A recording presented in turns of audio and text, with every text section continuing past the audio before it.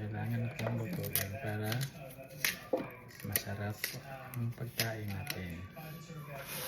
So, yung rich kid ka nang hindi makakain ito. Rich kid ka kasi kaya hindi mo alam kung ano to.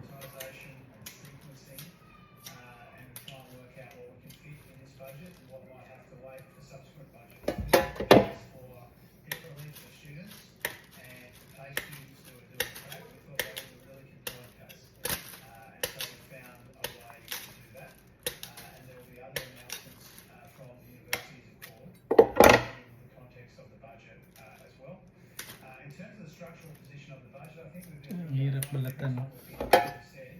Kasi parang matigas. Yan. Walang matigas pag ganito lang.